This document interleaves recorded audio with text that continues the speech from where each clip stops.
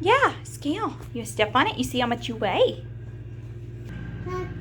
Yeah, this bathtub was always interesting because, so my grandpa built this whole home, but he never installed a shower here, and I think that just kind of shows like the time. But yeah, so it's just a bathtub without a shower. We never used this bathtub either, like at all. Yeah, is that a good little teapot?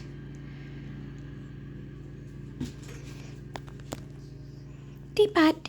I feel like I'd never see these like at all anymore. Growing up, we had one of these in the trailer as well. This is my grandparents' house. But yeah, it's like a little heater, and you use this guy to adjust it, and it heats up. So you can back up into this and like burn yourself. So that's why they stopped doing them. But they are efficient with like heating up a bathroom, because I can already feel it working. There you go. Make sure I turn it off. But yeah, it's already like warmed up quite a bit. I'm going down the stairs now. And then somewhere on this guy, there's a baby Haley bite mark. Yeah, right here. Baby Haley bite mark. Those were my little teefies. So I think I went like, right? Do you want to bite the stairs? Oh my god. We're getting you a plate. Do you want the mac and cheese? Get the mac and cheese for your baby. Some. You're getting so smart. So smart. All right, you want to come sit with Mama? And we'll eat. Let's go eat. Some. You want to try some of the chicken skin? No. You can take the rest of it home with you. Yeah, I figured we'd eat on it all day. Figured we'd eat on it all day. Cuckoo. Cuckoo. See, I never seen a baby eat like that. Oh yeah. How to do. She's so smart. She's so smart. I know how to eat. Oh, goodness gracious.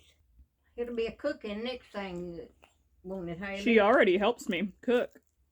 So we cook together all the time, don't we? You help me mix. You help me crack eggs, huh? And then this is bread. You want to roll. And then these are potatoes in the gravy. You can use your spoon if you want to. I'm gonna go get us a napkin. Get Eat you any of some that you want, Pat. paper Because I towel got in plenty there. for all of us. So. Oh, eating chicken and Are beef. you hungry? Is that good? I was busy There's plenty finishing. of chicken and slaw and everything, and I don't eat all of it myself. Well, you're going to town. I ate the leg Mama's and, right there. and the wing. I got I some don't paper towels. go get you a plate. I will. Fill Jeez. your belly up. He will when he's ready. I'm wiping the sweat off. I can't He's eat just the sweat. he's got to take a deep breath, and he's got to, you know, reposition in the universe, and then he'll go. Because like, I'm the same way, you know. I'm like, okay, I need a second to breathe before I can like do anything, you know. Yep. What up, party people? We're back to another Dead Mom Vlogs. Yeah. I felt compelled to film again today because I've had a lot of emotions towards visiting my grandma, like I usually do, because it's a long drive. It's 40 minutes there, 40 minutes back, which is like, oh, whatever. But like with a toddler, and I have like anxiety through the roof, which is not anyone else's fault, but it's just, I don't know. The 40-minute drive might as well be 4 days. Who knows? Between the stress of that and planning, and then also, you know, being there, and I know mentally there's no reason for me to be so stressed out about it, but it's still just like I have to fight through it and do it, and that's the exhausting part, is the fighting through it and doing it. Once again, ended up not being so bad, but most of that is due to the coping skills that I now use. I know now that she's just kind of, you know, set in where she is. She only knows the vocabulary and the roles that she has played her entire life.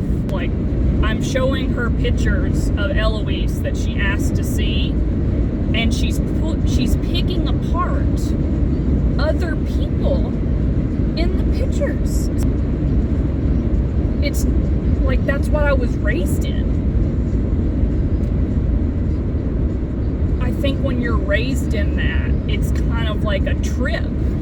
Coming out into the real world, my cousin has been coming a lot too.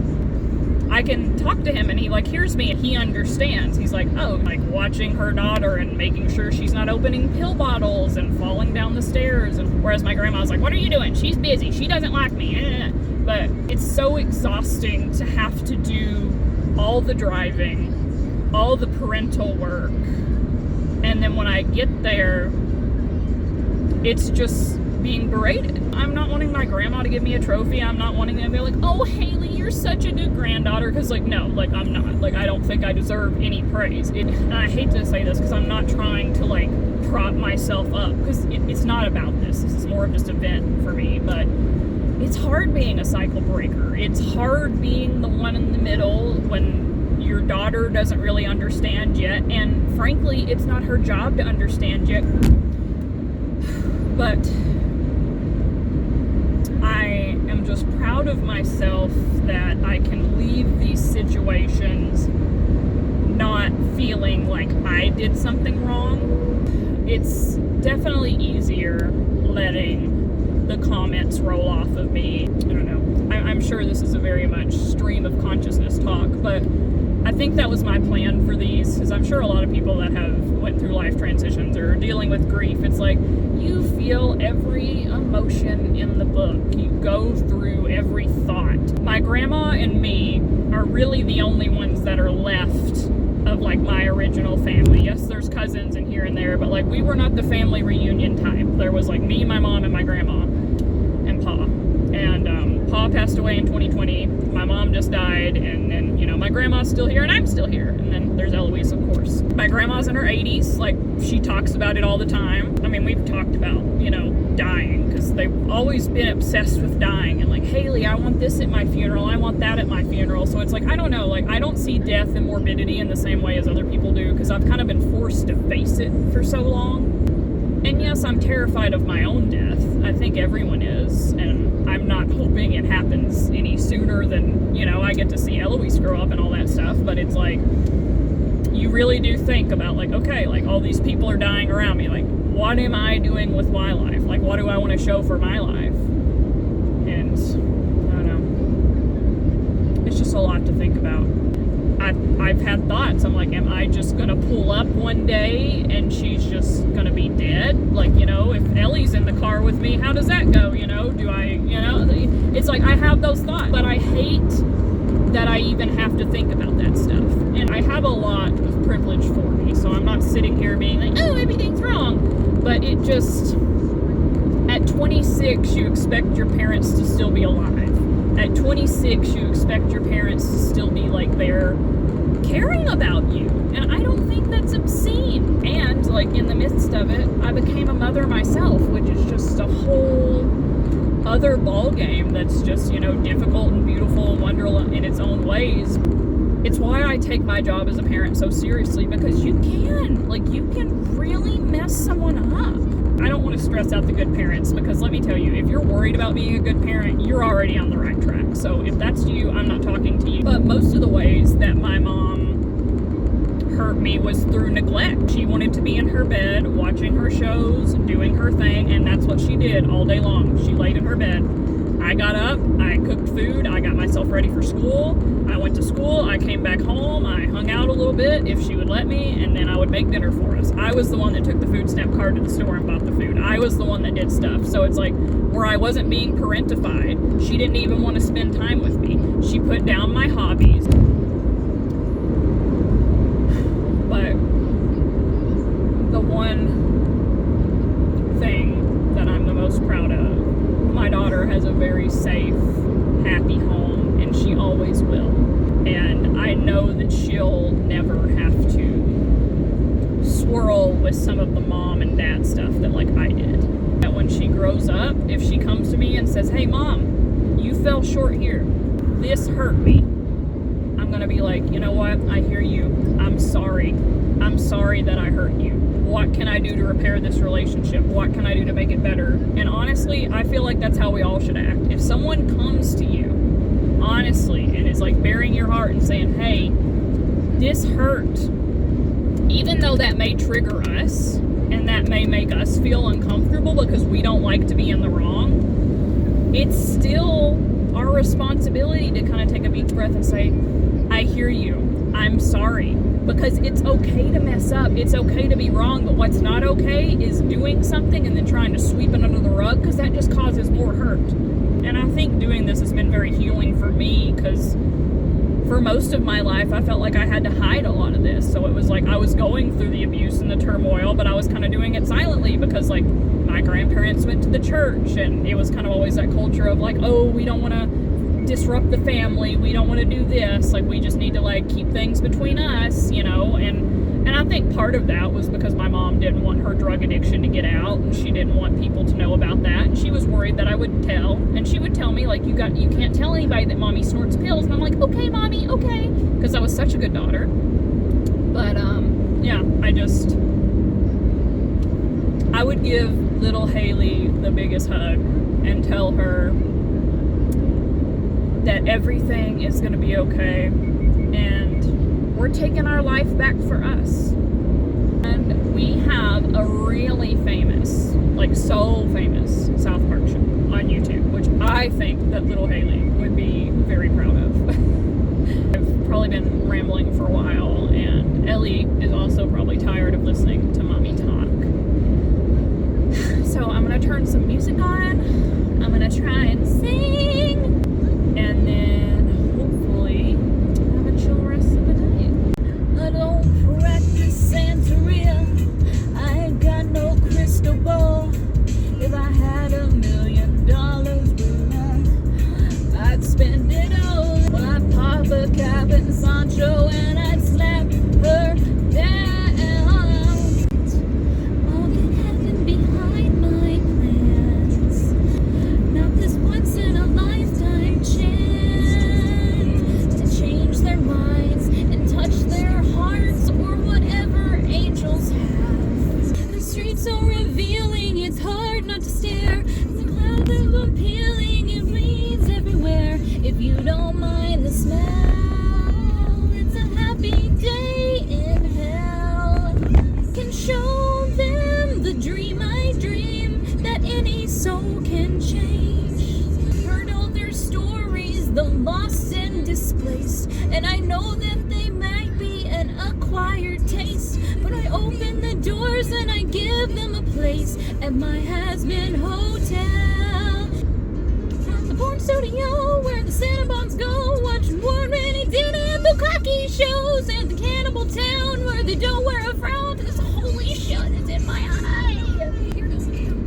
I know hell's population is out of control. It's a bad situation, it's taking a toll. They rehab these sinners and cleanse all their souls in my Hazbin hotel. If what you're suggesting is letting them climb up the ladder, oh, they'd rather cross the pearly gates. Sorry, sweetie, but there's no defying their fates, 'cause hell is forever, whether you like it or not. Had their chance to behave better, now they boil in the pot, 'cause the rules are black and white, there's no use in trying to fight it. They're burning for their lives until we kill them again. Fair is fair, an eye for an eye, yeah. And for those of us with divine ordainment, extermination is entertainment. And hell is forever, and it's meant to suck a lot. So give up your dumb endeavor, 'cause they don't have a shot. Need the determination to move up the next extermination. Welcome home. I'm gonna make you wish that you'd stay gone. Top of the hour, we're discussing a certain has-been who has been spotted courting around town. Or on tonight's program. So the radio demon's back in town. Why is he hanging around? What does that mean for your family? Wally hid in radio. We pivoted to video. Now his medium is getting bloody rare. Salutations. Good to be back on the air.